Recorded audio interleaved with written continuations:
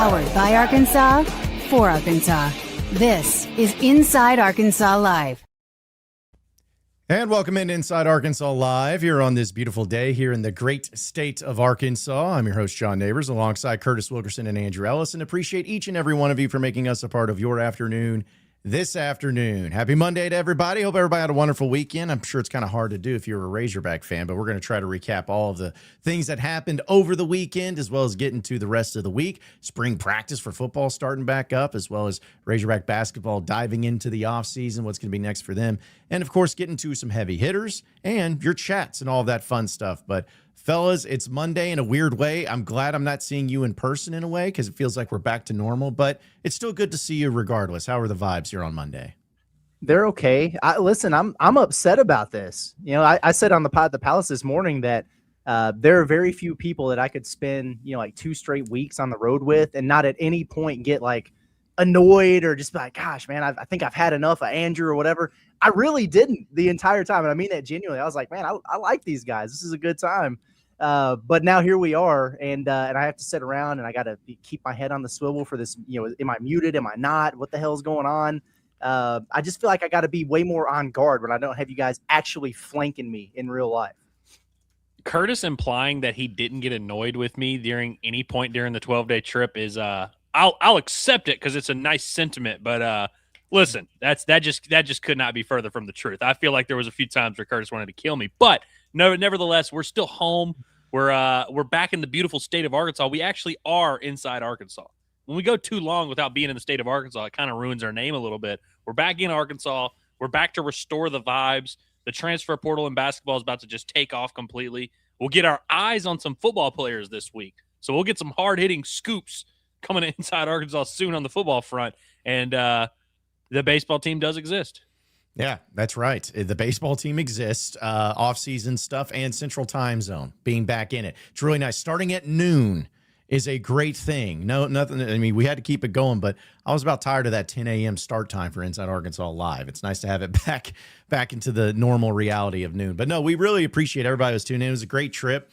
It was a lot of fun, but back to the drawing board, and we got to move forward, and that's exactly what Razorback basketball, of course, is doing. And Curtis, I cannot imagine how many people have already hit you up. So who are we targeting in the portal? So who's next in the portal? Hey, who are we talking to and everything?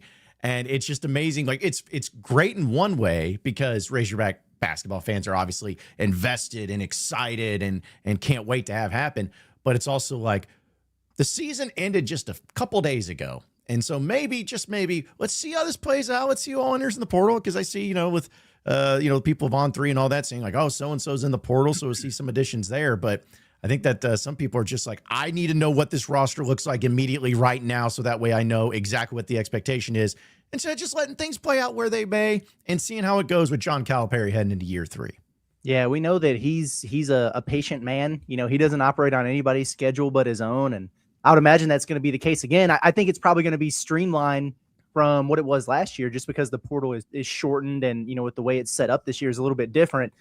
Thank goodness for that. I think, when you have the ability to have a week before the portal opens to have those conversations with your guys about who's returning, who's not and everything, we'll probably get some news on that a little bit quicker than normal. But, get a lot of that. No disrespect intended to anybody. Love you guys and everybody's interested in it. Don't DM me asking me for portal information. Just don't do it because you're not going to get a response. I don't want you to be mad. We have the Pod the Palace every single morning, and whichever one of our lovely sponsors wants to take hold of the Ask Curtis segment of Inside Arkansas Live every day where we talk portal. That's the best way, honestly. But if I'm doing a morning show every day and I'm talking about it right here every day at noon, I'm just not going to be responsive to a whole bunch of DMs and Twitter mentions and everything like that. That's just kind of the way that it is. So, yeah, the good thing is, like you mentioned, it's not going to take that long for everybody to figure this stuff out because the portal cycle is not going to be quite as long. And so, that doesn't mean we're going to get action like right away today. But it does seem like we're not going to have to sit around for 2 months. And just like we said with the Carter Knox injury thing, Arkansas is not going to have a big addition in the transfer portal that we don't tell you about. You can just, how this thing works by now. This is year 3 of this. You understand, as soon as someone commits to the University of Arkansas for basketball, Curtis is going to be live about 20 seconds afterward We're going to be telling you everything you need to know about the guy and all that. And like you said, he's going to have information every day on Pod at the Palace. And so hopefully it's not as stressful of a time where people are going crazy and hitting you up all the time. I think what also helps is, one, the urgency of the situation of this. We just know there's not much time to mess around. But I love some of the stuff that John Calipari said in his final press conference, where he kind of mentioned the size a few times. I was like, yeah, we're going to have to we're going to have to make some moves. We're going to have to refresh. And there's been a lot of, I think Iowa's coach the other day just straight up was like, yeah, we're getting a center. That's 1,000%. That's number one in the portal. We're getting a center. So Arkansas is certainly not going to be alone. Everyone wants to shore up their front court in the transfer portal. And so I think it's nice that Cal has a firm understanding of that, because sometimes you just never know with John Calipari. He might think, oh, I'll just add another freshman, or, oh, I'll go find somebody. I'll go just get another point guard or something like that. I think he knows they need some size, and I trust that Arkansas is not just going to completely abandon the center position in the transfer portal. And like I said, when we find out, you're going to be the first ones to know, so you don't need to take all these weird different routes to try to find information. It's going to come out for you. Yeah, I mean, portal season has basically become like Christmas, where it's like you want your Christmas gifts, but you have to wait until Christmas, and you don't want to wait. You want to know what you got. You want to go over there and sneak around and, move the gifts around and try to figure out what's inside of them. And it's just that level of excitement that comes along with it. But at least we know, what the freshman class looks like, and have a fairly good idea of who will be retained, or at least who you think would be retained. So kind of seeing how the roster is going to take place and everything. And, as part of kind of the Alumni Hall question of the day, which we'll get into, we've seen now 2 years, 2 full seasons of the John Calipari experience and era here at Arkansas. And I know that we were all together when the announcement was made of John Calipari being hired at Arkansas. We know exactly what that meant for us, what that meant for Arkansas, and how insane it was. We reflect on it many times of just, that whole era and that whole time frame. And that came along with not only excitement, but expectations to come along with it too. So I'm curious for you guys, just kind of looking back on the first 2 years of John Calipari, and looking also back at the time when he was hired and what you felt like this was going to look like and what was going to be. How do you feel like it's gone? I mean, this is about what you thought it would be? Is it better? Is it worse? Do you have a certain grade on it? Just how do you feel now that 2 years have concluded with John Calipari as the Razorback basketball head coach? What is your current feeling on the job he's done so far? I think he's done a great job. This is about what I expected, the arc that I expected. You kind of always knew that the first year might be a little bit of a struggle, just given the nature of, asked to see the team. There was no team, whatever. But, coming into this, I thought with Cal that the guarantee would be that you had a ton of talent on your rosters, which they have, and that you would have really, really strong regular seasons and finish high in the SEC, which they didn't do the first year. And we understand everything that went into that, but they did it this past year, because that was kind of always his thing, man. I think he had like one season, and it was that COVID year or something where he didn't get double-digit wins in the conference. So I just kind of expected them to be up there. And then the tournament is what we didn't really know, right? Because he's obviously had a ton of success in the NCAA tournament, 6 Final Fours, a championship, whatever. But then he had gotten popped a couple times early. And so the question was, is the way that he goes about doing this thing going to be conducive to winning in the NCAA tournament? People said he'd never get out of the first weekend again. He's done that twice. So I'm very, very happy with that. I'm pleased. I think it's heading in the right direction. I'm not satisfied. I want him to take this thing to another level, because at the same time that I feel like he's doing a great job, he's been a little bit stubborn with the roster building thing. So I hope that he acknowledges that and addresses it going into this offseason. And when Eric Musselman did what he did to level the program up, when you hire a guy like Cal, the reason you do it, the expectations that come with it, are to take it to the next level. I don't think maintained is a fair word, because they had that big drop off in Muss's last year, but he's got them right back to where they were, which is in a strong, strong position. I'm ready to see him take the next step. You only have a finite number of years with Coach Cal, man, and you got to be able to take advantage of that in this window that you have him. Go out there and get some dogs, and let's do something crazy next year. Yeah, I think through 2 years, is B+ too low of a grade? I think I go B+, one, just because of how high the expectations are with Cal. For any other coach, like if Bucky McMillan would have done this in his first 2 years at Texas A&M, that would be an A+. But I think for Cal and Arkansas and kind of where the program was at as he was coming in and the expectations we have, I think he's lived up to a lot of the things that we expected. We expected, hey, Arkansas is going to now have a chance to get some of the most talented players in the country. They're going to have a chance to be nationally relevant. They're going to have a chance to get back, be back in those NCAA tournaments and maybe have a team good enough to make a deep run. And I feel like for the most part, he's kind of delivered on that promise, but there's still a little bit of a level up that this program has to take. And I think if there's a disappointing side of it, it's that it really isn't all that dissimilar from where Eric Musselman had the program just 4 or 5 years ago. I think Arkansas this year's team was maybe better equipped to go on a truly deep run than any of those Musselman teams. But as we learned in real time the other day, there's still a lot of space between them and the elite elites of college basketball. And so now it's all about kind of finding that. But in terms of when Cal took over, it would have been hard for me to, ask for anything better than the way it's gone so far, given the regular season success they had this year, back-to-back years in the second weekend of the NCAA tournament. I'm not satisfied either. There's still a lot I want to accomplish and a lot that we're going to expect John Calipari to do. But I do think through 2 years, for the most part, he's kind of lived up to what we expected, which is very high, a lot of success. Yeah, I mean, I have no qualms about saying that John Calipari has done a great job at Arkansas in 2 years. It's a matter of, have you elevated Arkansas? Now, we all know getting to the second weekend and having your season come to an end in the Sweet 16 is not the end game. It's not the best year ever, but we also understand being one of the final 16 teams in the NCAA tournament is a big deal. It is a thing that does matter. Just ask Kentucky fans, as we all know.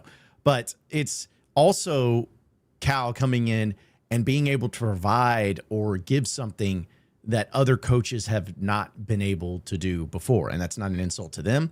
It's just more of a testament to Cal. Now, Arkansas obviously has won a national championship under Nolan, went to Final Fours. I get all that. But one thing that Cal has done in 2 years is that he won the SEC tournament, something that Arkansas has not done in 26 years. Goes in, wins it, and takes care of business in that. That's something that Muss didn't do, that Mike Anderson didn't do, that no one's done really since Nolan. And even the 1 year that they did do it, it wasn't because they were maybe necessarily the best team. It was because they went on a run. So it's they did that. And, of course, the Darius Acuff angle, you had a player that literally won SEC Player of the Year and Freshman of the Year. That's only happened 3 times. You had a guy who did something that hasn't been done since Pistol Pete Maravich in this conference. You had one of, if not the greatest Razorback basketball player to ever play talent-wise at the University of Arkansas. Those are things that he's provided in 2 years that Cal's done. So I'm extremely excited. I know it's a team game and it's about the tournament and about advancing far and everything. But, if that's kind of the one thing that I look at is he's only, quote, been to 2 Sweet 16s and hasn't made it further than that in 2 years. But he's also been able to provide all these other things. And also on top of that, too, getting Burger Boys every year to be a part of it and everything. I mean, I can't see how any Razorback fan could have any major, massive complaints about the job that's had been done and the job that Cal has done so far and what he continues to do. And I don't see it slowing down anytime soon, guys. No, I don't either. I'm very, very interested to see how this all shakes out, with this offseason and what they do with this roster going into next year, man, because, last year, the way that Cal attacked retention, the way that he did, is something that he hasn't really done that much in the past. He has shown a willingness and an ability to adapt some things with the way that the game is flowing. Seems like he's been a little bit more open to, learning some lessons from maybe things that haven't worked out so much in the past, whatever. And so he's done that. And now I kind of look at it from the standpoint of, will you add a little bit more depth? Are you going to go out and pay what it takes to get, a monster out of the portal or whatever? Because he says things he mentions the size. I think he understands that they need to do that. But then in the same breath, he does a deal where he was I will not be extorted. The teams are going to be getting into bidding wars and we're just not going to do that. And it's okay, I hear you and I understand what you're saying, but yes, you are. And you have to. Right? Did we really think that Arkansas got Jordan Smith Jr. without being in a bidding war against other suitors? Of course they paid up to get that guy. You know what I mean? So he's going to do that. I know he's more apt to doing it for freshmen than he is transfers. I just hope that he kind of takes that necessary step to put him in a position to where we don't have any of those things where it's well, they look great everywhere, but man, they might be one piece away, or yeah, I hope this one thing doesn't come back to get them. Just eliminate all doubt, because we know Arkansas's got funny money if they want it. I'm not trying to hear the we can only pay 8 guys and we've only got bull, man. Come on now. We know what kind of money you guys got. Go out there and spend it. Well, I remember us having this conversation when Hunter Yurchek made his comments about the third lane, where we were like, "Are you implying that Arkansas athletics has just not been not been cutting checks at all? Like, is that really what you want us to believe? Because I don't think you do, and I don't think Cal wants us to actually believe they're not going to spend a ton of money either. He knows that, but I think coaches and administrators have this tendency to kind of play it off like, oh yeah, we're doing a lot of good things in our program and we're not just spending a ton of money. Hell, I remember in Cal's opening press conference, Yurchek saying that, where it's like, it's not just endless money that we have here. We still need money or whatever. And so I don't know if maybe Cal was trying to kind of send some messaging to try and maybe get some more financial support. I don't know. But yeah, I think no matter what, whether he's in an actual bidding war or not, he's certainly never going to admit to that. But I think you're 100% right that you've got to just go out there and have that purchase. Sometimes when you're getting a transfer guy, even if you don't think he's worth it, you kind of just have to do it because of what you have on your roster. You need that depth in the front court. You need somebody to give you some of that size and physicality. And so you might not look at the player and say, oh, this guy, is he really worth $2 million? Well, if that piece is the difference between you making a Final Four or a Sweet 16, yeah, he really is worth $2 million, you know? And so I think it's going to be very interesting, one, in terms of the retention, because a lot of these guys that come back to Arkansas, whether that be a Billy Richmond or a Carter Knox or a DJ Wagner or whoever, they're not going to come back for free. So what do those bags look like? I think those guys would be less likely to, quote unquote, extort Cal. But if those guys end up costing a ton of money, what does that mean for what Cal has to work with in the transfer portal? It should be plenty. Like, we really shouldn't have to do this either or game. But it is going to be interesting to see like how his public comments over the next few weeks start to change a little bit. And, last year we got that little video where he kind of just talked about the roster for a little bit, some of these things. Please don't do that. What that would look like, where if he's like, hey, we needed some size, we went out and got size. We went and got this guy right here or whatever. Like, I'm looking forward to all that.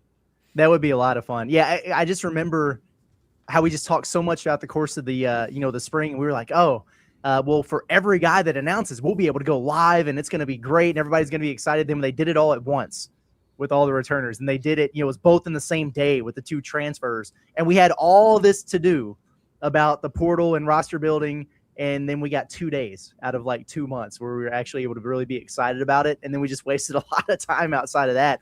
So I kind of do hope they spread it out a little bit. Let's get individual announcements this time, although the video was pretty cool. Can I real quick just add some because I saw like 10 people in a row that were like, are we concerned? Cal said we're broke. Cal said we don't have money. Cal said we don't have as much as last year. I think there's a lot of context missing in what people are interpreting from there. Unless I missed something, this was a question that he was asked at the press conference where he was asked about Florida and Arizona, their size and physicality. And then basically, actually, I'll just give it to you right here. It said, you're talking about Florida and Arizona, their size and physicality. You got 3 really good high school players coming in.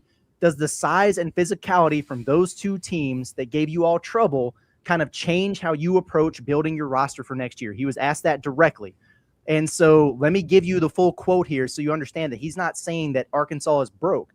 He says, well, I made sure the guys we're bringing in are all 5-star players, but they're physical. They've got a beast to them, which you have to have if you're going to play against 25-year-olds. So these 3 do. And bringing some guys back, getting a couple other guys that want to be a part of this, seeing how we play and how kids improve, we'll see. But we're all in the same boat right now. How about this? You have no recruits. He's talking about other teams who are in these situations. You have no recruits. You have no idea who's coming back. A lot of people said he's taking a shot at Kentucky here. Not talking about Arkansas.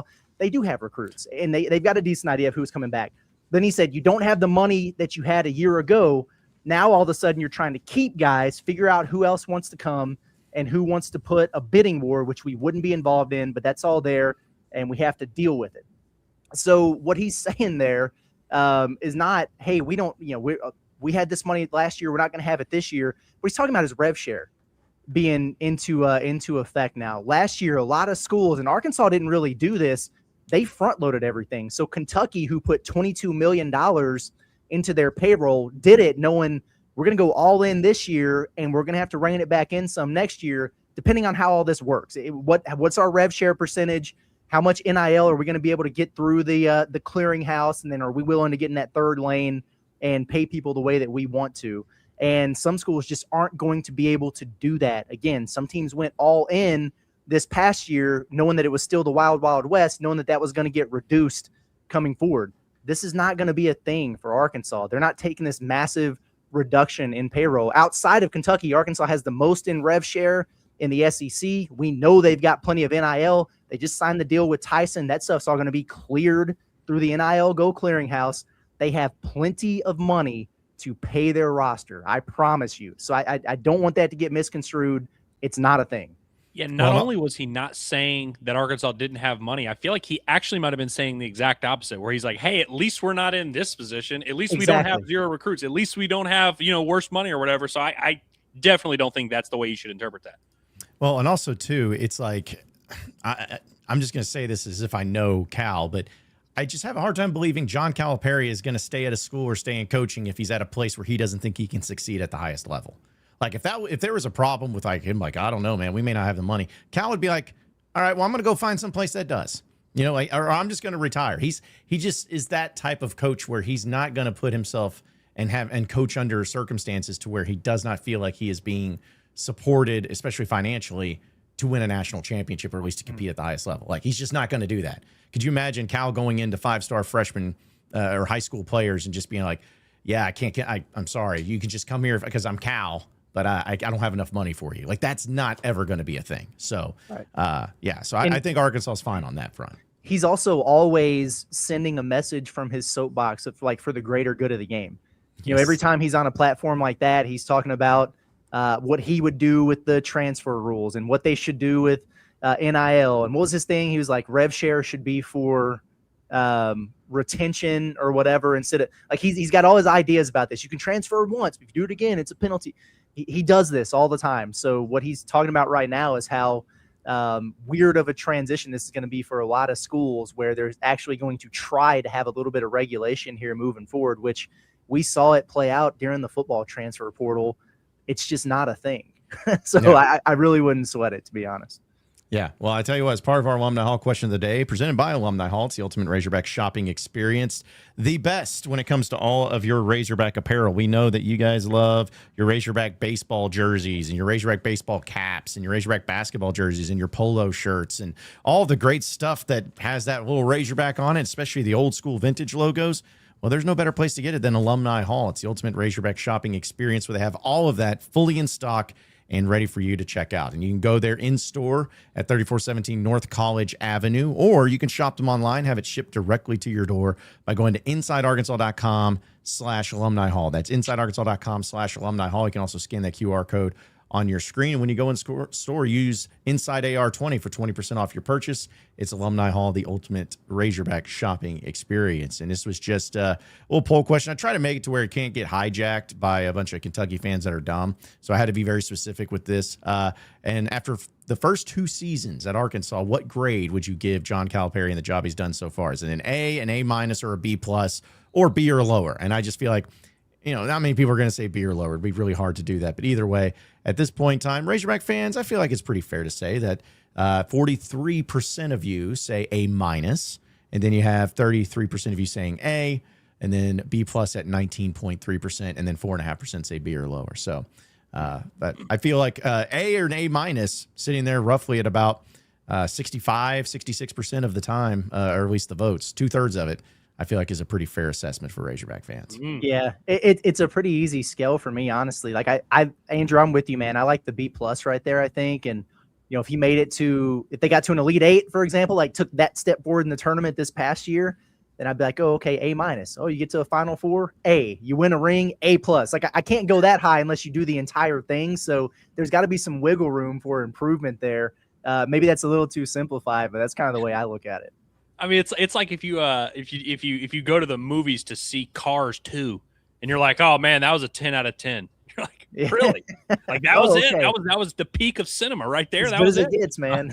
So that's kind of where I'm at. Where I'm like, if you look at it just from a standpoint of, did John Calipari do a good job, and if so, what's his grade? I get how you can get there, but I don't know. I feel like A- I could be talked into. A, and again, it's not even that I didn't think John Calipari was awesome. I think he's done a great job. I think he's proven a lot of people wrong with the job that he's done and some of the ways he's gone about doing it. But if we're giving him an A for this past couple years, then like what does a national championship is that like a superlative, like S+ or something like that? Yeah, I feel like there's just with Cal comes that high expectation no matter what. And because of that fact, that's where I'm at. I could see an argument for A minus, but B plus is right there. A and above, as you said, Curtis, it's like if you gotta kind of like do something even like more so. Like if Arkansas would have not blown that 16-point lead and went to the Elite Eight, but then lost to Florida, I may look at it a little bit differently too. But it's like, hey, back-to-back Sweet 16s, it's great. It's hey, listen, you're passing. You got over a 3.0 GPA. That's awesome. But still some work you could do. Still some things you could put together. And here you go into year 3, which we'll see what the roster all looks like. But I have, even not knowing what the full roster looks like or anything, I'm just going to go ahead and be like, all right, well, I could see next year being another Sweet 16 or further. I could see it being another top 4, top 5 seed in the SEC for sure. Like I see almost like the floor is right there, and then everything above that is very realistic and very possible and could actually end up happening, and I wouldn't be surprised by it at all, just given the circumstances and given Cal and the type of coach that he is. He's been to the Final Four every school he's gone to. Surely that'll continue on, right? Surely he'll go to 4 out of 4 with the different schools that he's been at and going to the Final Four. Has to happen. Absolutely. Yeah, no doubt about it. Yeah, I'm excited to see whereas all of this whole thing with the transfer portal and the roster building is going to be happening. But I know that it's kind of sad too with the basketball season coming to an end. Just all the trips and all the things. And I actually had somebody ask me this last night on Sunday Scaries, but I didn't have a chance to get to it because my camera broke. It's fine. But either way, just real quick, I wanted y'all's thoughts. If you just had one game this past year to be the best game for Razorback basketball, what's going to be? Like, what's the one game where you're like, the peak moment? Well, no, I shouldn't say peak moment because the tournament's different, but just like the best game that you watched and witnessed for this Razorback basketball team this past season. I don't want to take the Vanderbilt game because I feel like that's a low-hanging fruit. Win the SEC tournament title. I'll go Texas Tech. I remember walking out of that game and going over there and doing our post game, just being like, dude, this team could really, really be something special because it did not go well in the first half. But the way that they fought, man, in the second half and came back and they started locking up defensively and the back and forth, A-Cuff, that was one of the first times we saw him like really kind of take over in some moments. Trevin was big in that game. Carter did his thing. They were just, bodies hanging off of JT Toppin. That was an awesome game, a neutral site, but I felt like Arkansas fans kind of drowned it out. That was awesome. That would be my pick for sure. Yeah, I was thinking of taking the SEC tournament championship game. I am going to take the low-hanging fruit a little bit. One, just because that was a fun game. The game itself was pretty fun. You got to beat Tyler Tanner. You got to beat Vanderbilt, who all the nerds love. You got to see your team rise to the occasion in a neutral site as you're getting geared up for the NCAA tournament. And so it gave us a lot of optimism and hope in terms of what this team can be. But give me the Missouri road win to close the regular season out. That's a good one. Now, this is another one of those where it's like, it's like whenever it's like if you have a favorite director that has a bunch of like blockbusters and you're like, yeah, but my actual favorite film of his is this little period piece that nobody saw. You know what I mean? It's kind of like if you're a real Hog fan, the Missouri game is yours because nobody else was really watching that game. They didn't win that game for NCAA tournament seeding. They didn't win that game, to clinch a double bye or whatever, or to help their SEC standings. They just won that game because they wanted to win. And I really appreciated that, especially being down Darius Acuff. Everyone kind of giving them a free pass in that game, and they still found a way to dig deep and win that game. I think that was a really fun one for me. Yeah, here's the deal. Is like I will be honest, I didn't watch that Missouri game because I was in Mexico, as you guys remember, but I did, followed along, and it looked electric for that reason. Curtis, I agreed with you too because I wasn't gonna go with the Vanderbilt game because I felt like the Texas Tech game, man, that was just an atmosphere, a game, a back and forth, great performances by great players and two great teams. Like it's hard to get really much better than that. But that's my number one. But I got a sneaky little like one that maybe people forget sometimes. That Tennessee game at home was so much fun because of not only was it, we kind of knew Arkansas was good, but you were waiting to see, all right, how are they going to conference plays here? And they've started off badly in conference play for like the past 5 years. They did, but Tennessee comes to town. And Tennessee, we always know they're big, they're physical, they're well coached. And I felt like that was not only a great game for one, towards the end, Carter Knox's three. Yes, you remember when he played, which was just kind of like a double clutch, throwing it up, and it goes in for Arkansas to take the lead. but that was also when I knew like Darius Acuff was different, when he just walked up and hit that dagger 3. It was just like, yeah, we're getting out of here. I was like, oh, okay, this dude's another level of great. But I remember the atmosphere was great. The play was great. Towards the end was great. It was just a great basketball game. So just feels like it was decades ago when that game was played. But man, that was one of my favorite ones, at least at home this year for sure. Dude, the reason that anytime I was looking for a pathway to try and give people some hope that, you know, if Arkansas faced a big, physical, talented front court that they could hold up, I always pointed back to that Tennessee game because they took it to Tennessee. And I just remember how you guys remember how tired Trevin Brazile was in that game. Yes. Like that dude was going through it, but man, he battled, and I thought Ewan did a good job. Pringle, and that's the big, strong, physical. That's as good as it gets in the SEC, man. And they kept him off the offensive glass, and it was just an absolute war that Arkansas won. And so that was kind of the first time. And they had some other moments, I guess, in non-conference. But when you really looked at Arkansas and you went, man, if they need to toughen up in there and lock in, they really can. And then they just didn't do it the rest of the year. But hey, it was a lot of fun to watch that one for sure. That was a good game. That's a good one. Can I quickly nominate the first Vanderbilt game where they beat them by 750 points? That was a fun one too. Sure. It's also just like the Texas Tech game because we felt good about the Texas Tech game. We felt awesome about the Texas Tech game in the moment.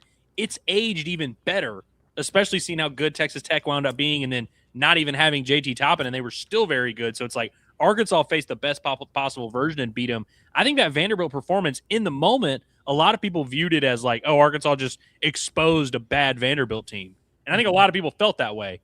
I don't think they were right to feel that way. And I didn't feel that way in the moment, which we were arguing that on the SEC show every Monday. I think that performance in hindsight, it's like, I think that was another like real shining example of, man, if this team faces the right type of team in the NCAA tournament, they can make someone look bad, you know. And Vanderbilt was, you know, they were never going to face them, but that was the level of team that Arkansas could have faced in the NCAA tournament. And so when I think about this team's year and proof that they were good, that first Vanderbilt game is a really good example.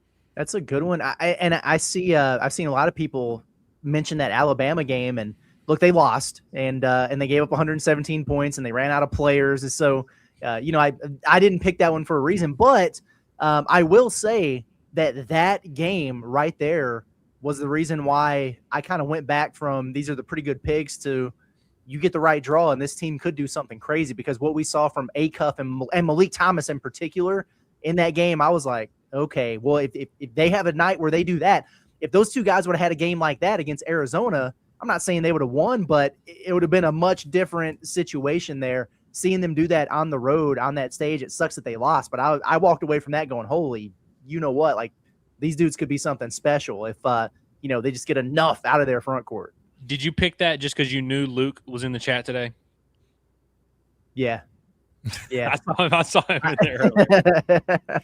Yeah. Well, I think objectively, if you're like a non-Razorback fan or non-Alabama fan, I think if people were asking like, hey, what Arkansas game would you like, did you watch or did you think of was your favorite? I think a lot of people, just college basketball fans, would probably say that game just because of the crazy performances and back and forth. And, you know, I'm not going to sit here and say that we'll never see another performance like that from another Razorback basketball player, but I mean, Darius Acuff and what he did and the numbers. Because was I mistaken? Was that the first time that they like really talked about him on like First Take the next morning? Maybe they did in a previous time or something, but it felt like that was kind of the game where everyone was like, okay, so this guy's a little bit different than just your average, you know, SEC point guard that can get 18 points. It's like, no, this guy's a lot different. So felt like that was like the stage was set finally for Acuff and getting his flowers and how good he was. So. True. Yeah, we'll get into your chats. We'll get into some other things here as well. But I want to remind everybody that Blue Ember Smokehouse is the place to go for all of your barbecue. I wanted to call it Blue Easter Smokehouse because they're actually doing Easter hams for all of you that are needing those. Big families that are coming in, all the cousins, all the family members that are wanting to come to your home and say, hey, you gotta make us an Easter ham because that's what you do. Well, maybe you don't want to go through all the work. Maybe you're a little nervous. Maybe you don't know how to make the ham just right and you don't want to hear about the family members complaining to you all the time. Well, that's okay because Blue Ember Smokehouse is going to help you out where you can hit them up with one of their 6 locations in the state of Arkansas and you can get a ham, an Easter ham that feeds 18 to 20 people for $65. And you can also throw in some sides like mac and cheese, green beans, potato salad, baked beans, all those great ones, whether it's a half pan or full pan that could feed anywhere between 20 to 50 people. you need to check them out. They are the best in the business when it comes to that. And you can also pick it up on Saturday, April 4th. That's right. 10:30 a.m. to 6 p.m. is when the pickup will be. And we know with Easter coming up this weekend, you need to get on top of it. You need to make it happen right now. So call one of those numbers right there on your screen. Fort Smith, Jonesboro, Texarkana, Little Rock, Hot Springs, or Rogers. And also as a reminder, we're going to be live from Blue Ember Smokehouse on Wednesday. That's right. This Wednesday from 12 to 2, come hang out with us, get some great lunch, and have a great time with us at Blue Ember Smokehouse in Rogers. It's Blue Ember Smokehouse. So I know we'll get to some of your chats and everything, folks, and we'll get some other topics too. But guys, I thought about like, how can we talk about this? Because, you know, what we pride ourselves in here as a Razorback driven sports content and everything is we do that, but we also like to talk about whatever Razorback fans are talking about. And sometimes it's not just Razorback things, but I'm going to tell you right now, yesterday's Yukon and Duke basketball game in the NCAA tournament may have been one of the greatest things I have ever seen in the NCAA tournament. And I wish I could play all the clips. I wish I would just relive them. But, guys, we wish that Arkansas was still in the NCAA tournament, no doubt. But that ending in that game may have been one of the coolest and most fun things I've ever seen in an NCAA tournament game. And it's just such a great thing that it had to happen to Duke once again. You know, John Calipari catches so much flack for doing less with more, or, whatever. He's only got one ring. He only has 6 Final Fours. I think John Shire is a hell of a coach. And he lost like 5 or 6 games combined in the last 2 years, which is crazy. But that dude is stacking collapses unlike anything we've ever seen. They did it last year, man, against Houston. They did it 2 years ago against NC State, the in-state rival there. And I think that was in the Elite Eight. That was a collapse, man, by Duke. Sometimes it's like, did Yukon come back or did Duke collapse? And there's always like a level of both. But when you're up by as much as they were, you could just feel the lemon booty alert from Duke down the stretch of that game, man. And Yukon just kept coming at them. And shout out to Hurley. That's a mentality thing and a mindset that not many teams have, but they just were relentless. Came all the way back there. That ending was absurd. I cannot believe that happened to a Duke team, that prides itself on being fundamentally sound and high IQ and everything like that. There are 10 seconds left. You have the lead. The shot clock is off. Hold the basketball. Make them foul you. Like that's all you have. The only thing in this planet that you can't do is turn it over. And I know you had the home run on the other end. You could have capped the Final Four, with a windmill dunk or something if he got that pass over the top. Don't do that. Are you insane? That was crazy, man. And it was poetic, because had they turned it over right there and then Yukon missed the shot, I would have called BS. But that's karma, man. That's the basketball gods. When you do something like that, you're going to pay for it in March. And Buddy hitting the 35-footer was insane. That was awesome, man. So I went into today being like, I'm not going to do the Monday morning quarterback thing, but I've seen other people doing it. And I've seen other people doing it incorrectly, I feel like. Like, I saw Kevin O'Connor, who was just like, they should have kept it. Like, after the first inbound, they should have just kept it right there. And I'm like, oh, damn, no, they were going to get trapped. And, like, I thought the first pass to get it to center court was actually genius. That was all you needed, really. I felt like he could have dribbled and just dribbled, because they had a trap coming at him, but it was coming from 10, 15 feet back. I think if he just dribbles across half court and then just stops right there, the ball game's over, and so we're all good. And so it's like, I didn't think the first pass was like this crazy egregious thing, and people were making fun of Shire for being like, advance the ball, and then they try to advance the ball and get it taken over. But going back to your point, though, Curtis, about John Shire kind of doing less with more, because I think that's a big storyline in this game. You just look at Yukon and Duke. Yukon won a lot of games this year. This is not even close to a peak Dan Hurley Yukon team. Like, you compare it to that Sonogo squad that he won the title with, and I know they didn't win as much in the regular season. That team at that time of year would have killed this Yukon team, but this Yukon team just absolutely scrapped out this game, made it a dogfight down the stretch, and Duke wasn't ready to win that dogfight. Like, that last possession, that final 10 seconds, that's just pure will. That's just like pure wanting to win badly, and Duke not wanting to lose. And man, I thought that was really impressive. And so it's just another really impressive feat for Dan Hurley. And I think also it does kind of beg the question of like, okay, John Shire, clearly you can recruit. Clearly you can do a pretty good job. But like, do you have that extra like it factor dog that you're able to bring out of your teams, which just, in the last 2 years, in these big moments where you need it, they haven't had it. Yeah, I mean, that was, to me, one of the most fun things to see it transpire because of the coaching job that Dan Hurley does. Like, I'm not saying he's going to win the title. He's one of the final 4 teams left, but he has a chance to win 3 out of 4. I mean, that's incredible of what he's been able to do. And you talked about the mentality, Curtis. That's what I like chalked it up to more so, is just almost like the perfect combination of the unstoppable force, immovable object type of thing, where because we've seen Duke and John Shire blow a big lead in the NCAA tournament just a year ago against Houston, it's like, all right, so maybe there's something to them, but also the toughness factor of Dan Hurley and Yukon, where they're like, we don't care if we're down 15 points. We don't care if we're getting our butts handed to us. We're going to keep fighting. I think that I saw something that they're like one of 20 from 3 until the last 5 of them, and they hit 4 of them. They were like, one of 18, and then 4 or 5 at the end. They haven't played well in any of their tournament games so far, like genuinely any of them. No, and I mean, the amount of things that had to go wrong for Duke, it was just incredible. And the 10-second thing, that was something I was watching in the moment, Curtis, and until you brought it up when you were over here, but I was like, I didn't even realize that they could have just held the ball and they didn't have to advance it. They did not have to advance. I mean, just the roughest part. So I want to ask this, guys, because again, for those of you who haven't seen the play, you need to watch it. It's insane. But would you have more of an emotional reaction if that was your team that won it or your team that lost it? Like, what would be the bigger emotional reaction in that moment, depending on which side of the aisle you were on there?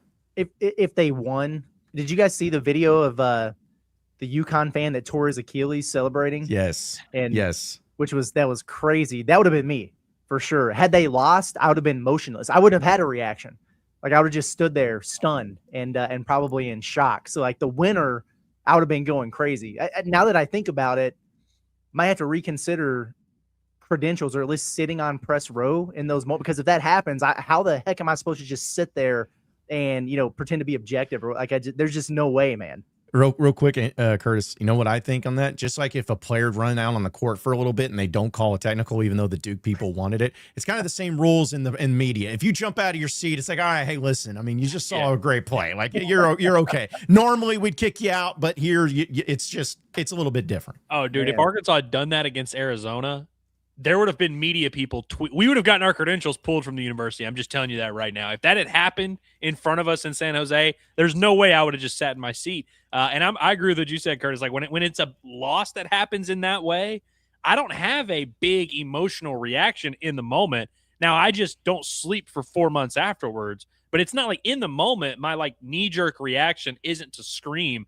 Y'all know the meme of Homelander where he's sitting there watching the thing play out, and he's got that like look in his face where you can tell he's watching like a horror film play out. That's how I watch every horrible sports moment in my life. Like, during that Arkansas LSU game, I'm sitting there I didn't move. I just was like, boom, boom, it's happening. And I'm like dying inside, but I don't really show that. When I'm excited, that's when I go crazy. Yeah. No, I mean, I'm with you too, because the insanity that transpired from it, and seeing the reaction, because these cameras for CBS and whoever, they have cameras on everybody. It seems like they just got cameras everywhere, and the reactions from like John Shire. Oh, dude, he looked like he just took mushrooms, man. Like, he was out there just like beside himself. And then, Hurley, his coat's like kind of like down on his shoulder, and he's just running around. The ref. I was like, did he headbutt that ref? He did. Rub noggins with him. Yes, it's just the reactions from that, the reaction from the fan base of like Yukon, and I mean, it was incredible. And the call, which I'll talk a little bit about when we get to our heavy hitters, but everything was just so picture perfect of it, and it just makes me happy it was Duke, because I really don't like Duke. It's hard to like Duke in any capacity, but jeez, I just could not imagine winning or losing a game like that, like on either side of it. If Arkansas ever won a game like that, I'd be like, whatever curses that everyone brings up have been lifted. Like, if they ever won a game like that. But then if they ever lost a game like that, I'd be like, man, there is a curse. We are a cursed program if they ever lost that. We thought last year's Sweet 16 was bad. That was different, man. That one was different. Especially when it meant going to a Final Four. Like, that's the thing, going to a Final Four, and how insane that is. Oh, man, I just, again, could not imagine how that was. But what a fun game. What a fun, because everyone talked about, it's just chalk and there's some and been a lot of great games. Well, you got your wish yesterday, because that may be one of the ones, guys, that, when I think we were I guess it was in San Jose, when we just hey, let's watch a bunch of greatest moments of NCAA tournament over the past whatever years. That one's definitely going into the mix, no doubt about it. So, so much fun. All right, so we'll get some other things. We'll get to your chats, but I want to remind everybody the Hickey and Hole Law is going to have you covered for all of your legal needs. We know that there's a lot of chaos going on in people's lives, and sometimes the most helpful thing that you can ever get is getting that legal advice from the professionals, the people that are going to help you each and every step of the way when it comes to making sure you are taken care of and represented, whether it's divorce and custody cases, criminal cases, civil litigation cases, personal injury cases, even estate planning. You name it, they do it, and they're the best in the business to ever do it. And the best thing about it, too, is that they have offices across the entire state of Arkansas. It doesn't matter if it's in Fayetteville or in Fort Smith or in Little Rock or Mena. They're going to have you covered each and every step of the way, and they're going to represent you the way that you deserve to be represented. So you can call them today at 479-434-2414. That's 479-434-2414. You can also check out their website at hickeyandhole.com. Scan that QR code right there on your screen. It's Hickey and Hole Law. Things are about to get better. All right, so let's go and get to some of your chats, folks, and as well as our heavy hitters. We appreciate everybody tuning in. We all know the rules. Super chats get read first. Shout out to our guy, Washburn Idol. Appreciate it. It says, Diamond Hogs remind me of the basketball team, where they would play without a sense of urgency in spurts. Only problem is the basketball team knew how to turn on the burners when needed. Hopeful that they can figure that part out. So, okay, I remember a few years, or I guess it's been like 10 years ago at this point, I was listening to a Richard Jefferson podcast. Trust me on this one.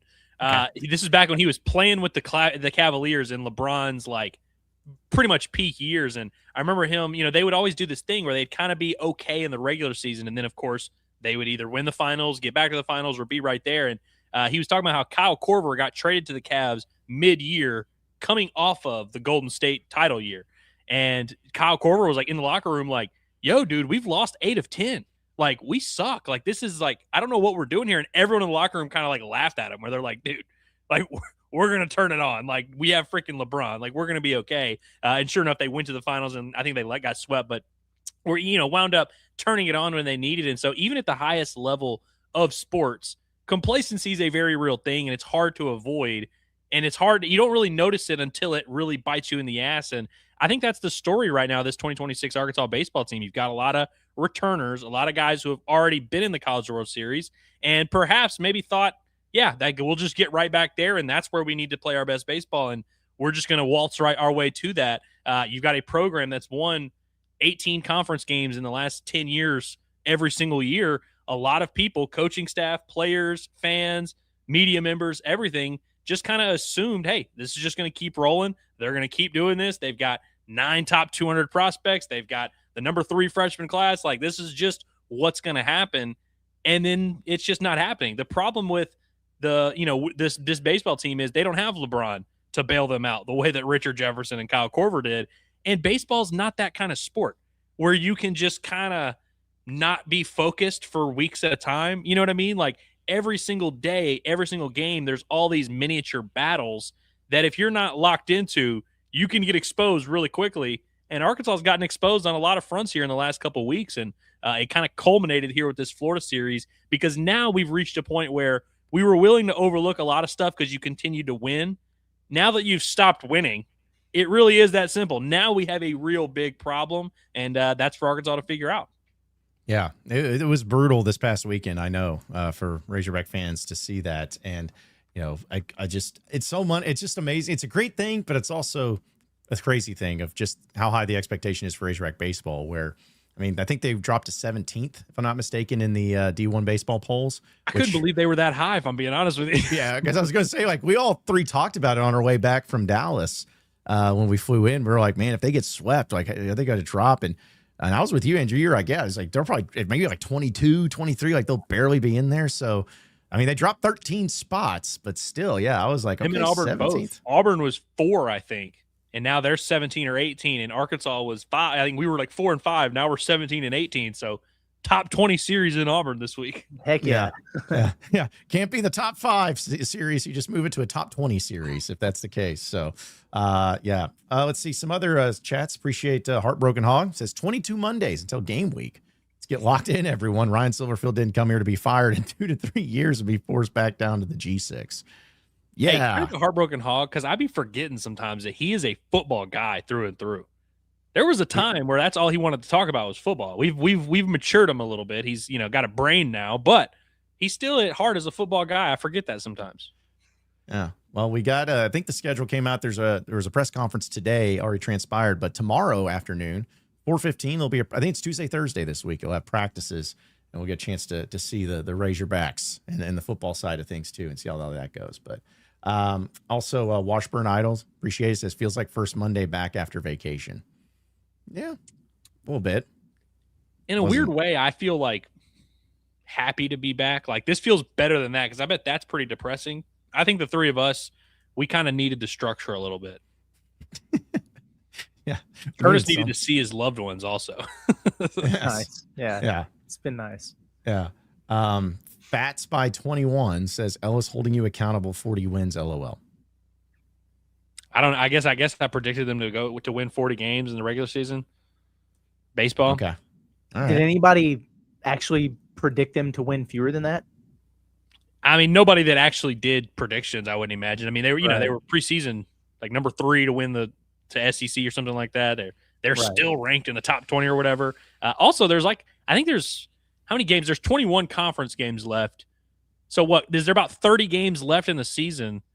Even if it just kind of played out the way it is on track to do, they're like on pace for roughly 40 wins. Mm. And I think we agree they'll probably get more than that. Even now, I think getting 40 wins is like probably going to happen. Yeah, I would think so. But then again, it's like baseball's weird. It could be 2016 15 and 15 in the SEC, which they're pretty much on track to do. You probably are like 37 and 23 or something like that. Yeah. So 40 wins isn't out of the realm of Get possibility. out of a regional and you got 40. Yeah. Yep. So. There it is. Yeah. Okay, you're holding me accountable, buddy. All right. Razorback Lover says, are we worried about Cal's comments and possibly not? Well, I guess we already talked about that. Yeah, So no. yeah, but appreciate it, man. No worries. No worries there. That would be hilarious if he was like, Oklahoma, I implore you to give Porter Mosier more money. Don't fire him while actively losing money for your own school. Yes, that would be tough look. That'd be a tough look. Shout out to Ben. Appreciate it. Goes, given Darius Acuff was generational, what do y'all think our expectations should be for JSJ? Not that. Yeah.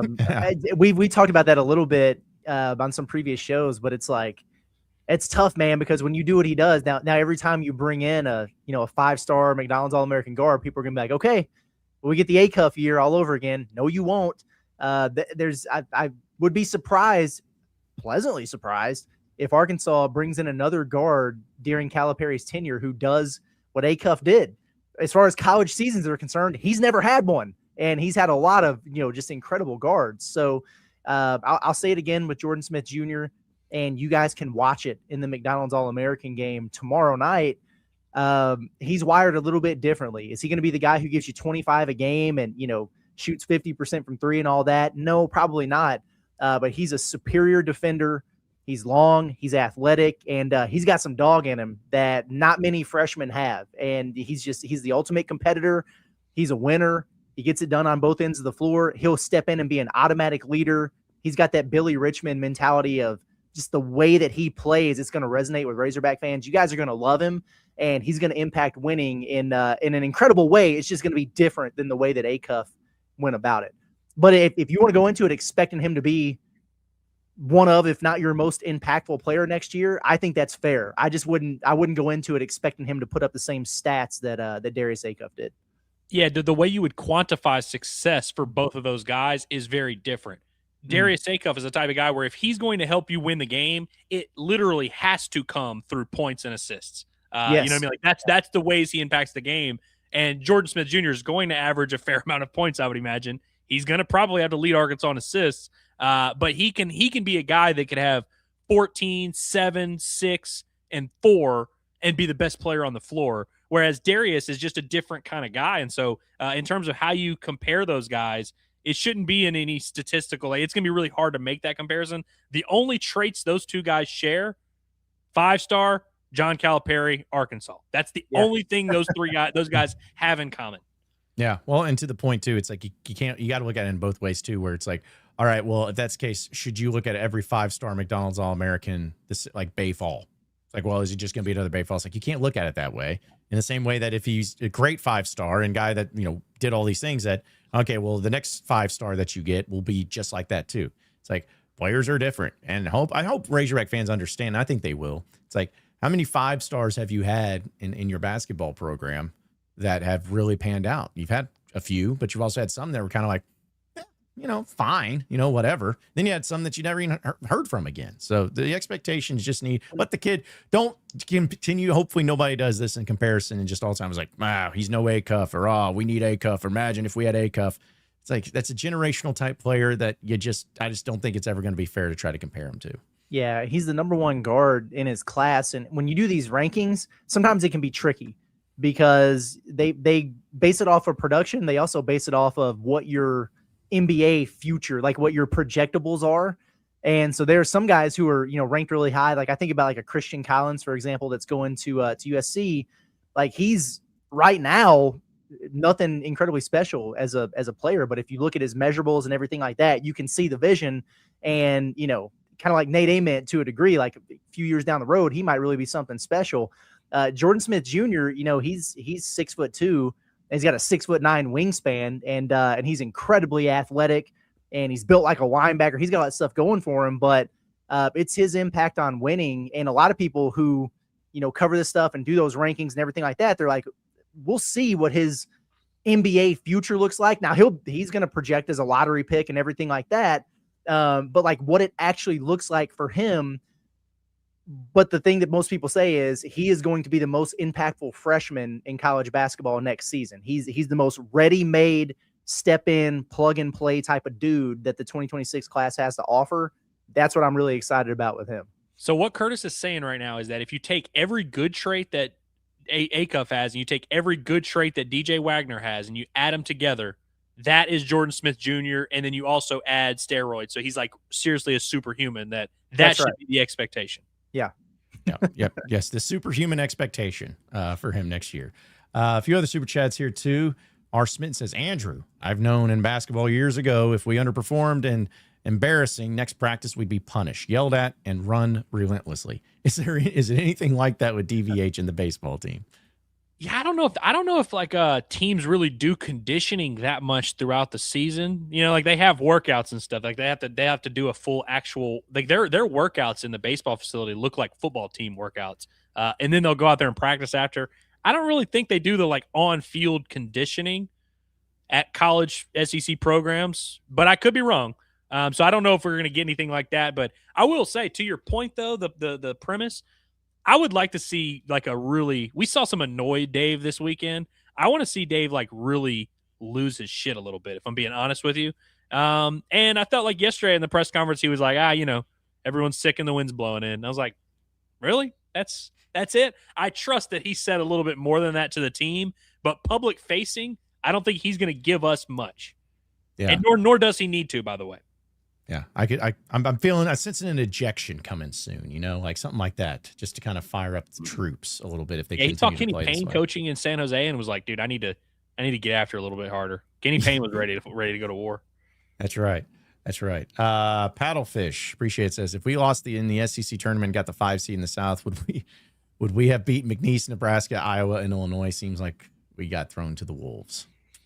Yeah, maybe. Question. Maybe they would have. It would have been better matchups for them than Arizona was, for sure. Mm-hmm. But we'll never know. Yeah.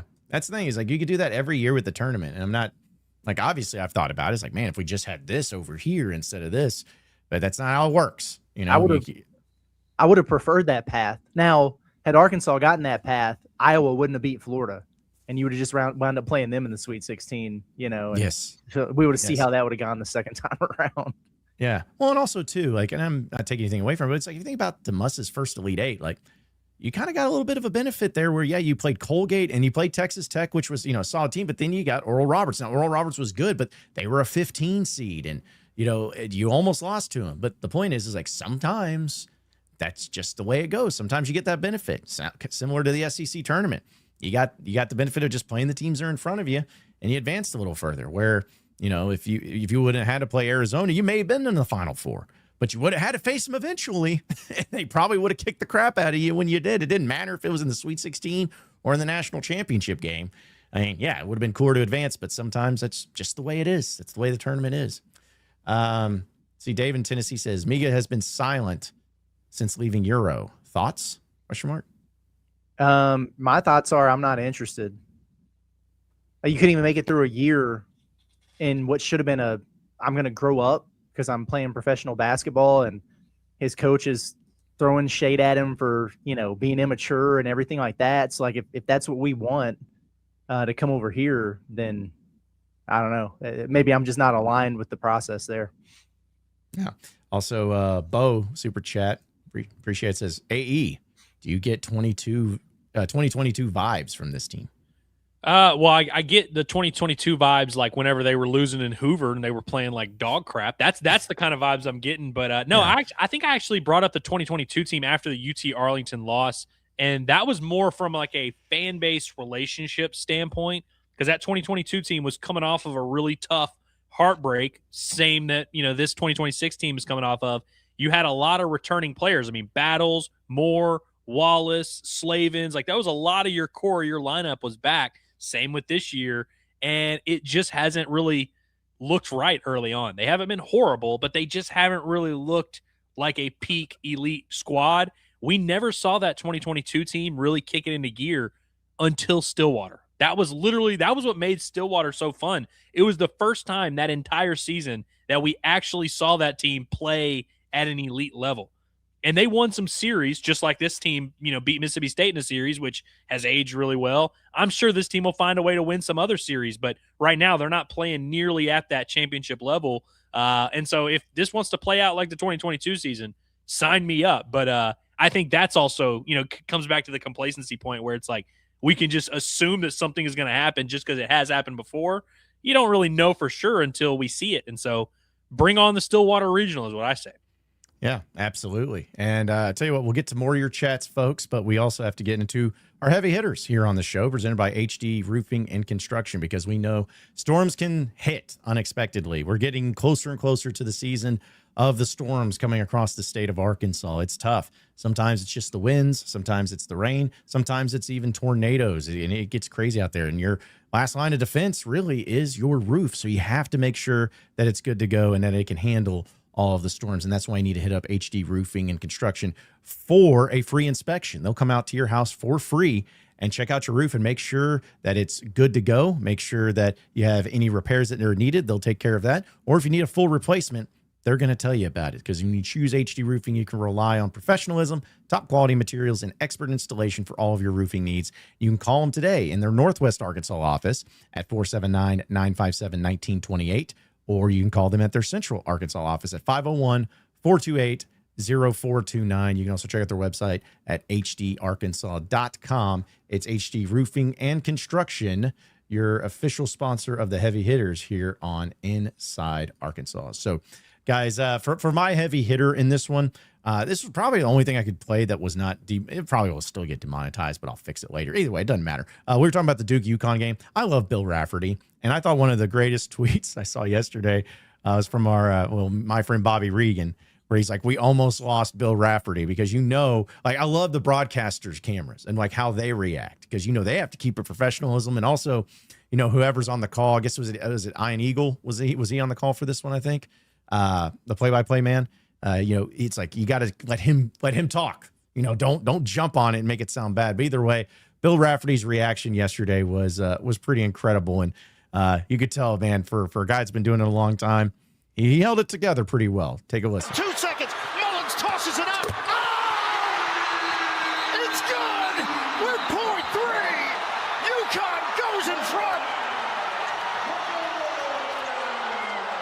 Utterly impossible. March means drama. The deflection, the reaction, and then the major Nuggets out of Indiana. They all can shoot.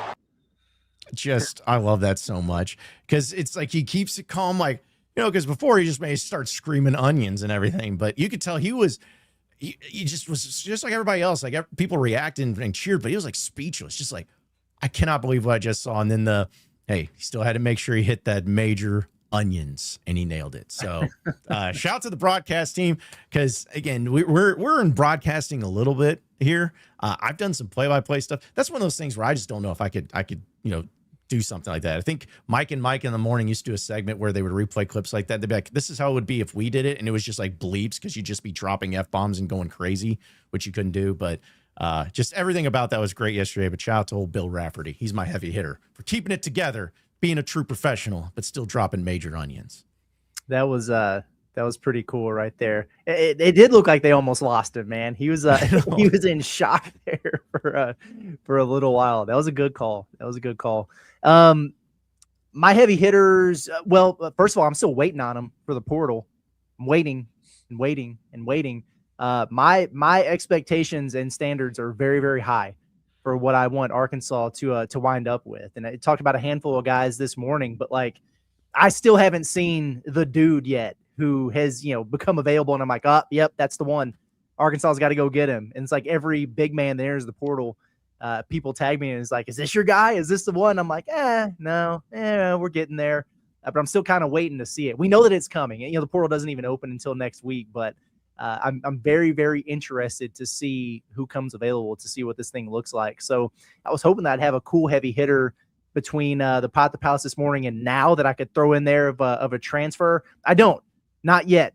But I will give a shout out, just to kind of piggyback on what we were talking about with Yukon and Duke. Terrace Reed, man, the big man there for Yukon. If we're talking about the type of dudes that you would love to, Arkansas to have, he's a monster in there. Started his career at Michigan. But how's Michigan get all these big guys, man? It's crazy. And this is pre-Dusty May, but he's at Yukon now. And what he's done in the NCAA tournament, the dude's been on an absolute tear. He's the one that had, 31 and 27 in their first game. Yeah. And he's just been taking it to everybody. And he looked the part against Cam Boozer in that game. And that dude is a monster. St. Louis kid. I watched him, when he was a freshman in high school and everything. And I damn sure didn't think he was going to be that, but that dude is a bad man right there. Arkansas is not going to get Terrace Reed, but I hope that they get somebody like him. That's for sure. Go get you a Terrace Reed. Why do you not have a guy getting 31 and 27 in the tournament? Like, I just don't understand. Monster, dude. Yeah. I think I saw he was the first guy to have 40 and 40 in the first two games since Tim Duncan. Yeah. Good company. Real quick, Curtis, I don't want to say this without your permission because it may mean something, but this is how I view it. If you need to have your Twitter notifications turned on for Curtis Wilkerson, because I feel like if he retweets some certain player that's in the portal, just somebody to watch. Is that a fair way to say it? If I retweet? If I retweet it, it's probably one that Arkansas is going to kick the tires with, or one that would at least make sense. Okay. All right. Just wanted to make sure that I had said that instead of, hey, when Curtis retweets a guy, that means Arkansas's in on him, and then suddenly it starts causing. So just if I quote tweet it, then that's a for sure. If I just retweet emoji, it, it's like, just pay attention to this guy. But if there's an emoji attached, then it's real. All right, fair enough. So there you go. I like that. Well, I think I have two heavy hitters. I didn't know for sure if y'all were going to do the softball thing, so I kind of had a backup prepared. But I feel like the softball team definitely needs to get some love for a big series win over Florida. Somebody beat Florida on a diamond this weekend in Fayetteville, and it was Courtney Deifel's squad. That's a big series win for them, and they're having a great year. I mean, they're like 30-5, I think, is their record. And we've seen them have a lot of success. We've seen them, win some big series. We've seen them have some good moments. I think the next step for that program is, can you really battle with the elites of the elites? Can you get to Oklahoma City? Can you be a real threat to win the national championship? And that remains to be seen. But I got to say, man, they played on the road at Alabama, and they didn't win that series. They lost 2 4-1 games, and I think they beat them 14-9 in the other. So, like, you didn't win the series, but you're on the road against maybe the best team in the country, and you're right there with them. You play one of the best teams in the country in Florida. They come to your place. You win that series, and clearly you're right there with them. I think that's a really good sign for their squad, and, I think they're on a really nice trajectory. So I wanted to give them some love for sure. Really impressed with it's been a long time coming, but what Courtney Deifel's done with that program is really remarkable. One of the best, and speaking of women in sports, one of the best MMA finishes of the year happened over the weekend. Curtis, did you ever get around? Did this video make it to your radar? The Alexa Grasso. They all did. Yeah. Yeah. Oh my God, it was unbelievable. So this girl Alexa Grasso, John, she won the belt back in the day on like a huge upset, that nobody saw coming, where she just randomly hit this cool little submission. Is she the attractive one? Yes. First Mexican champion. Yes, she's nice. An attractive girl. Well, she's attractive, but also she's just a very nice looking girl. Doesn't look like a violent human being at all. This finish was like literally Animal Planet type of stuff. She hits her with a straight left that knocks her completely unconscious, and she's like falling over. And then before the girl even hits the ground, she wraps her up in a rear naked choke and starts choking her unconscious body, and the girl's biting on her tongue. She like literally is not there, and the ref was just, kind of before the ref could even get over there, this happened. It was such a like instinctive, like, high level violent MMA. And then afterwards, she's like kind of waving all nice and cute, and then she gets on her knees and prays. It's like the funniest, like most unassuming girl ever just performed one of the most violent things I've ever seen in my life. I thought it was awesome. If you haven't seen the video, I don't want to get us demonetized. Look up Alexa Grasso's name on Twitter and just watch the video. It's unbelievable. You'll get that knockout, and then you'll probably get feet. So yeah. That's what you're into. You get the best of both worlds. No, that's the thing is like, I don't watch MMA. I have nothing. It's nothing that I don't like it or I hate on it. It's just not my thing, but it does crack me up anytime. Like, I forgot where it was, but like Andrew on our trip at some point was like, hey, you guys want to see a guy get his like arm broken in half? I'm like, I have no desire to see that. Like, I don't even know what it is. I don't want to see it. So, but it is funny the times I have seen like knockouts or bad knockouts or whatever and highlights. It's just like, it's funny because I get it and I know it's the sport, but it's just like, as soon as it happens, like, all right, we'll just go about our day. It's like somebody just almost looked like they died. And it's just like, all right, well, we got to do this press conference afterwards. I got blood all over my face. I can't see out of my eye, but it was a fair fight. It's crazy. So but real quick, the girl she submitted, by the way, also not an unattractive person. So frankly, an argument could be made there, but she posted a video yesterday and was like, yeah, I don't really remember much, but every time I hop on Twitter, it looks like I'm dead. So I'm going to stay off the internet for a while. I thought that was funny. Yeah, that's brutal. That's brutal. But yeah, those are our heavy hitters. Real quick though, a couple of things that I guess if you want to call them not heavy hitters, Tiger Woods, man, just needs to stop getting behind a car. I know that was a ways back, but we've been kind of busy talking basketball. Dude needs to just get a driver, like not just a driver to hit his golf balls with, but a driver to actually help him. And apparently he's got some issues, man, but I don't know what's going on. But I love Tiger. I always root for Tiger.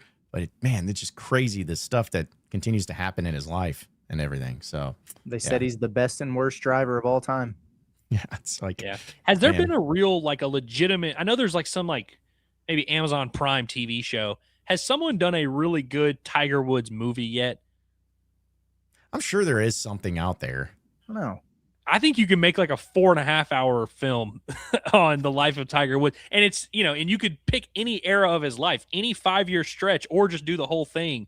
Because, I mean, this dude just had a complete roller coaster of an existence. And, sometimes the greatest of all time in their fields are all wired differently. I know he's had some back surgeries lately, and so I imagine there's some type of connection there. But man, it's tough to see. But I hope he gets some help in the driving department, in the recovery department, in just everything. I hoping for the best for Tiger, man. One of the GOATs.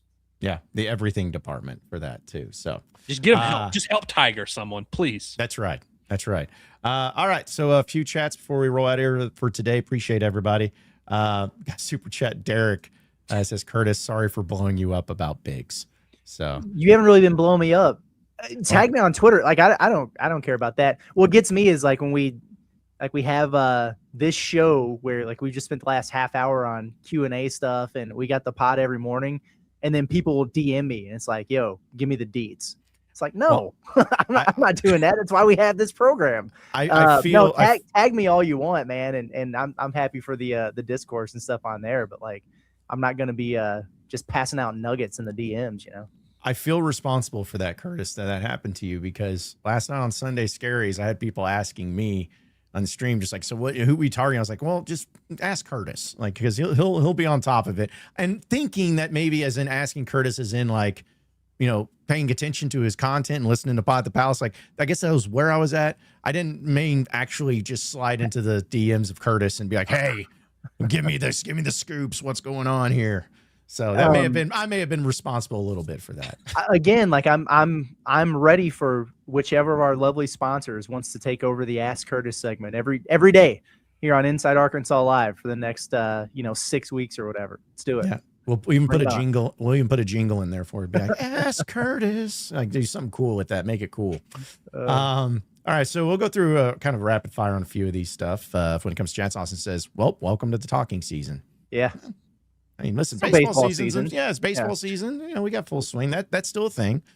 Team's still playing. Just because you got swept to Florida does not mean, season's over. See you later. Not next year. Come on now. And also, we always exist in talk because we talk every day. There's really not that many people that want to talk about football, if I'm being honest with you. And that's not even just talking about y'all. Like the nation. Like, there's not a ton of college football discourse going on this time of year. So really, we're down to talk, but I don't think that's what we're going to be talking about. Yeah. Hickory Hawk says, I need these next 7 days to reset before the portal madness begins. Duke lost and Tennessee is still Final Four less, so there are positives. Yes. They are. That's true. Fourless. That's true. Rick Barnes said he was coming back, right? I believe so, yeah. Another year, yeah. At least. Which, by the way, also, too, the SEC, like, not every game, but, man, it seems like all the exits that every SEC team took was just blowout city. Like, I think, like, besides Texas, it seems like everybody else just got worked. Yeah. That was pretty brutal. Truly. So.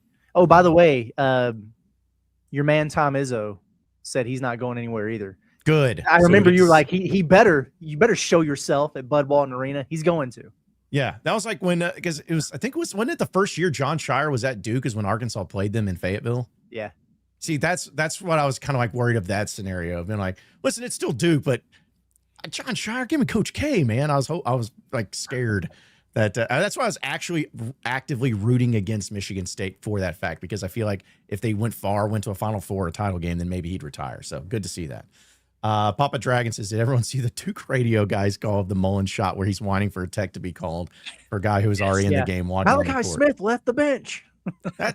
I'll say this, like, I saw it and it was hilarious, but at the same time, that would 100% be me if I was on I'd be like, that's a technical. That you got to call that up, ref. I don't know why you're missing it. That would be me. If I were a Duke fan, I'd be doing the Dan Hurley physically assaulted that referee and slapped him in the face and got aggressive with him. He should be ejected, and we should, get given the, like, I would be doing that. Yeah. I'd be that guy. Brandon says, year 1, lose close. Year 2, win tight. Year 3, dominate the competition. I like it. That's what I'm talking about.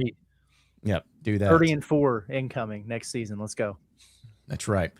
Justin Mesa says, more guys. Like Curtis said this morning, how we got to play timid every first half to stay out of foul trouble. All we ever ask for in life is more guys, A deeper roster is what he's talking about. And yeah, it's the point I brought up today. It's because I know that there's like a statute of limitations on remembering what just happened. And so we'll probably get to a stage where I'm on the pod and I'm like, man, they really do need to go get another body or two. And people will say, why don't you just let the Hall of Famer do his job? They made 2 Sweet 16s with this many, like we'll start getting all that. And I just threw it out there that when you do reach a point where you have one legitimate injury and one guy tweaks a hamstring and you're in the damn NCAA tournament, and you have to tell your players, let the other team score as opposed to fouling because we don't have anybody else. Do you understand how crazy that actually sounds? Like, if you really think about it, and do or die, it's like, listen, you're just going to have to let them score. If they get a step on you, it's over with. It's fine. That is insane. And it actually makes what Arkansas did even more impressive to get to where they, so yes, go get more guys who you were comfortable with playing, because Lord knows, and I hate it, knock on wood, whatever, but somebody's going to get hurt. Like, something is going to happen. And I just don't want to have these same conversations again. They've overcome it to a degree, but if we think that hasn't put a cap on what they're capable of doing, we're not seeing the reality of the situation here. We need more dogs. Yes, yes. Let's see a few of them here. Just kind of getting through the Root Boo enthusiast. There's a 7-foot Colorado big man that entered the portal. Hope Cal can at least look at him. 7 foot, 203 pounds. No thanks. He can play. You know what he's going to do? He shoots 27% from 3, though, Curtis. Yeah, exactly. You know what he's going to do? He's going to go to Alabama. That's where he's going to go. But Nice. yeah, sorry. Like he's a cool player, man. He's got a nice highlight package and everything. But the first time that dude gets shoved underneath the rim, like Trevin did, and gets scored on, everybody be freaking out. Nope, no thanks. That diamond tester would he would not pass the inspection. Oh man. So is he going to be like a Drew? What was his name? Not Nelson, Grant Nelson, right? Him type of. He's a worse. He's like a poor man's Grant Nelson. Genuinely, like his Yeah. game and everything. That is kind of what he is. And like 35 pounds lighter. Yeah. Barbecue sauce. Grant Nelson was a disappointment, but he was still like a starting level player in the SEC. This guy, I don't think is. Yeah. Got this one from AJ. Says, what about Scylla from Georgia Tech? Interested. Yeah. And now he'd have to actually enter the portal. That was the one that we kind of thought Arkansas was going to get last year in the high school ranks, the big fella. And he wound up going to Georgia Tech because they upped the bag at the last minute. And that's when the bidding war thing started, because Cal was like, nah, I'm good. I'm good here, actually. And he had a pretty solid freshman season. He was hurt or feigning injury, I guess, at the end of the year for Georgia Tech. That was a really bad team. But he did some good things. Like I wouldn't take him and be like, oh, wow, this, forget all about Nick Pringle. Like, this guy's the truth. But I think he would be probably an upgrade in that situation. He's young, has some room to grow, but it's still not the type of guy they could add where I'd be like, oh, wow, they've really done something here. I would agree. I hope he's the backup, like the third big. Yeah. And I think he would be extremely good in that role. Yes. I think he's also like, I don't want to, maybe not diamond in the rough, but a guy who, like, if you just look at his resume, isn't something crazy, but like, I feel like he has a higher ceiling than most guys that have his resume. And he probably wouldn't cost that much, if I'm being honest with you. Mm-hmm. Especially if Cal could sell the whole thing about like, hey, you wanted to do it your way. You wanted to make more money. Okay, now you want to come in here and be a part of a real program. I think that would be the pitch. You'd have to weed some of the bad team stuff out of them, though. Yeah. Absolutely. That's the biggest thing for me. They were awful. God awful. Yeah. I want to share a real quick story to showcase the Cal not being extorted or wanting to get into a thing. Everyone, remember how when Malik Monk committed to Kentucky, it was kind of like out of the blue randomly, like out of that. Reason being is because they were playing it all and all that. And Cal eventually just said, listen, you either commit to me this week or I'm moving on from you because I got someone just as good, if not better. It's up to you. But you have to commit to me or we're done. And guess what? He committed to Kentucky. So point is like, even during that time, he was like, no nonsense. Like you're either coming or you're not. Like that's the way it is. Mm-hmm. Let's see. David just says, give me Drew McKeever. Okay, so this dude is interesting because if you're looking for size, he's got it. You remember Krivas for Arizona? He was 7'2", 260. This dude is 7'2", 270. So like he's a hoss in there. Interesting player, man. He was at St. Mary's. We know that's a really, really good program. He averaged nearly a double-double over there for them. There are a lot of things to like. I think he actually moves pretty well for his size. But if you're 7'2" and you're blocking less than a shot per game in the West Coast Conference, I'm not crazy about that. If you're 7'2" and you don't shoot threes and your field goal percentage is only 50%, I'm not crazy about that. He's got a 7% dunk percentage, which I'm not crazy about. St. Mary's also one of the slowest tempo teams in the country. Arkansas, one of the fastest. So I'm not entirely sure if, like we see the type of size that you're looking for. I think he's going to be probably a really good player. He made big strides this year, but I don't know if he's a fit for what Arkansas does. And he's not the type of guy that they're going to completely change the way that they play for, if that makes sense. I think he has like one more dunk than DJ Wagner on the year. That's probably true. No, again, I'm not exaggerating. I think he has like 11 and DJ has 9 or 10. They put out this stat about him to make it seem like it was like he was a big dunker. It was like him and so-and-so are the only two guys over 7 feet tall with 10 plus dunks and however many assists or something. I was like, what kind of stat is this? But 10 is not, I mean, a dunk every 3 games as a 7'2" center. That's a tough rate. I'll tell you exactly how many dunks he has. He had, where's he at? McKeever. Yeah. 10 of 12 on dunks. Yeah. But DJ had like 9. Yeah. That's brutal. Good grief. Let's see. Also, Randall James says, hey, Speed Demon. apologies if I missed it at some point, but when do we actually question the coaching and the staff on developing and coaching defenses rather than personnel? Well, John's a speed demon. You want to take that one, or you want me to? I mean, listen, I would. You're going to answer this one better. I assume he's talking about basketball. So I'll let you answer this one. I don't think we're there yet. Now, I get it with the Kenny Payne thing. I get that from people a lot. Like, hey, well, so what exactly is it that he does here? You know, and he's supposed to be the big man whisperer and everything like that. Well, like maybe you need to speak in an adult voice instead of whisper to get these guys going some. I get it for sure. But I'm not there with the developing thing. I don't know, because like how much more was Nick Pringle going to develop? He's been in college for 10 years. He kind of is what he is. Malik Ewan, maybe, but he was also a senior coming in and he got better throughout the course of the season. As far as the schemes and everything like that, I'm not ready to go there, because last year Arkansas was a top 20, top 15 level defense. So clearly they had something working there, and they made some adjustments throughout the year, and they were really good. I think they just frankly had a bunch of dudes on this roster who couldn't guard. And like at the point of attack, you know, I love Darius Acuff, but he couldn't guard, couldn't keep anybody in front of him.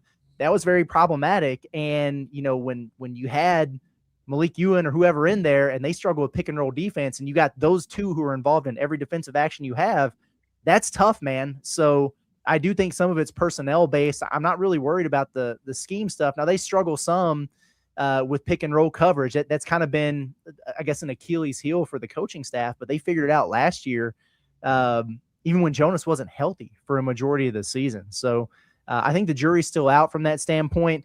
I can't do the development thing unless they get a big man to actually develop. You know, like it takes more than just a few weeks of summer practice to really get a feel for that. I would like to see them get a freshman big and let, you know, KP and whoever else to get to work with them. That way we actually know. All right, a few more here too. Let's see. You got our girl Lindsay says, if you had to choose between Michigan and Arizona, who would you guys want to win it all? I mean, I don't really care, but I guess Arizona in a way, because it's like they beat you, so maybe in a weird way it makes you feel better about it. I don't really care or know. Plus, I don't know. Michigan, I really hate. You know, I really hate everything about Michigan, and you can't win a football national title a couple years ago and a basketball one. That's not allowed. So I'm probably going to go for Arizona. Yeah, screw Arizona, man. I'm going Michigan.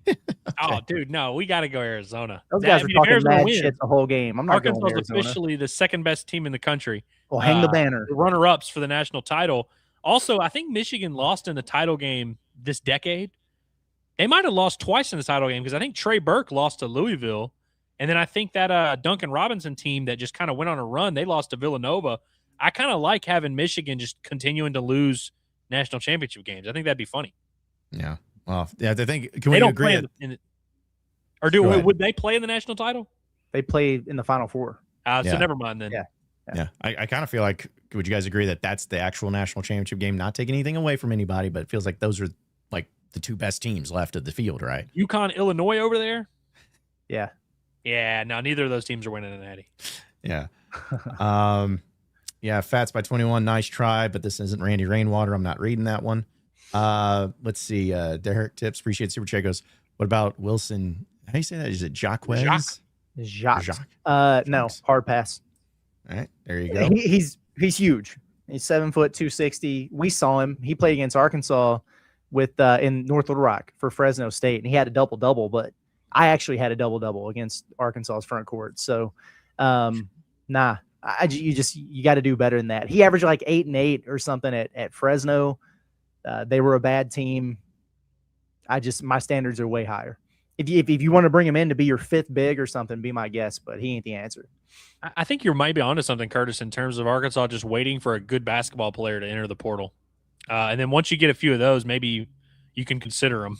Yeah. Like there are a couple like potential TB replacements that I like Keanu Dawes, kid from Utah, Kwame Evans from Oregon. Like I think those guys could be nice ads, but when it comes to like center, the 5, I ain't seen anybody yet that's getting me overly excited. All right, just a few more here. Austin says, I actually like the look of the Oregon kid Curtis talked about this AM. So yeah, Kwame Evans, he's a nice player. Yeah, 6'10", he averaged like 13 and 8 at Oregon. I know they had a down year, but he does some good things in there. He's good. Marshall says, who is Colin Smith from UCSB, Kurt? Yeah, that's that was one of my retweets from earlier. He's a stretch big, stretch 4. He started in the SEC. He was at Vanderbilt, and then he wound up at UC Santa Barbara, and it's kind of made a nice little career for himself. Shoots at 40% from 3, and he's 6'9" or whatever. I don't think he's like your Trevin replacement or whatever, but I am interested if you're actually looking at getting depth at that position. He could be one. Arkansas offered him in high school, and he was a McDonald's All-American. That's why I retweeted that, because I thought he might be a familiar name. Now, Cal didn't offer him. That was a Musselman guy, but he had a lot of SEC offers. He wound up at Vandy and then transferred over there. All right, just a couple more here. Chris says, Curtis, the basketball team will be eligible for the foreign tour for preseason games again this season, correct? I'm assuming this happens. They are, and as I understand it, that's going to happen. And Cal's talked about that like on Dan Dakich's show or something. It was like a weird show that he was on, but do you guys remember that? He was like, we're trying to do that, and we're either going to go to Canada or the Dominican Republic. Yeah. Wait a minute. Would the dates of this foreign tour hypothetically maybe line up with when I will be in Europe? Probably, because it would probably be an August thing.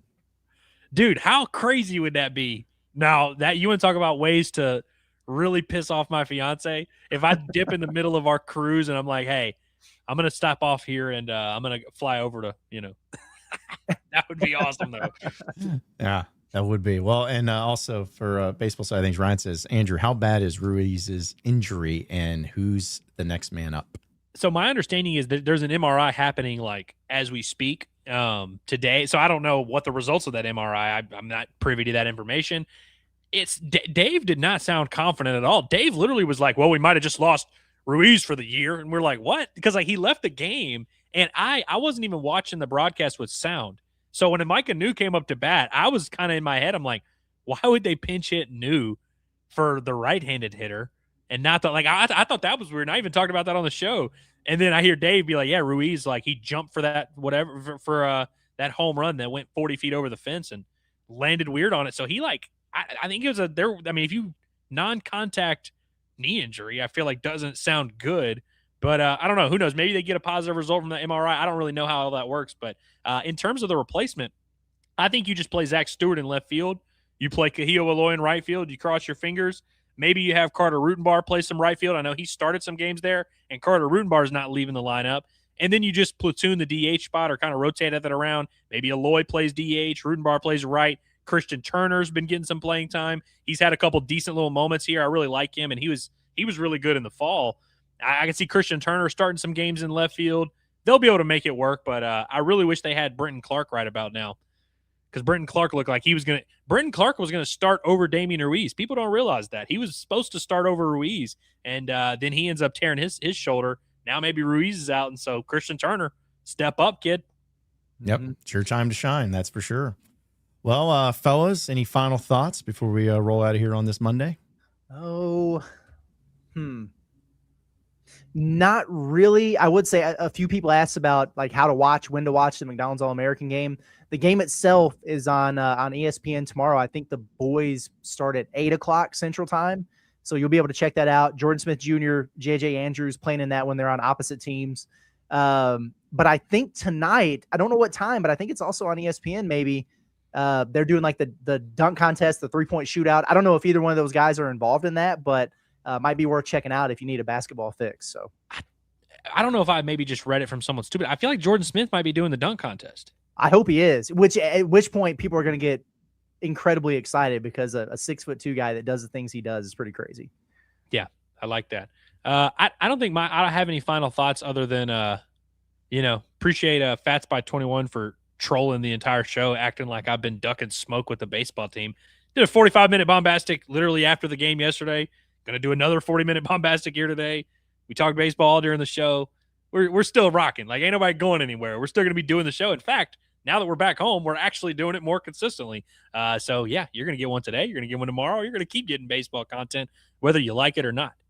Yep, that's right. And we're going to keep it moving. Just because we're back in Fayetteville doesn't mean we take any days off. Just because we're back in the comfort of our home does not mean it slows down here at Inside Arkansas. So you better subscribe to us here on Inside Arkansas on our YouTube page. Follow us along on social media at Inside Arkansas. You can check out all of our audio podcasts wherever podcasts are found, whether it's Inside Arkansas Live, Pod at the Palace, or the Bombastic Podcast. And we're going to keep it going from there. That'll do it for us today. Appreciate everybody tuning in and listening in. For Andrew Ellis, Curtis Wilkerson, as well as intern Cameron, I am John Naver. Same sports show, same sports channel tomorrow afternoon. Have a great rest of your day, everybody. We'll see you then.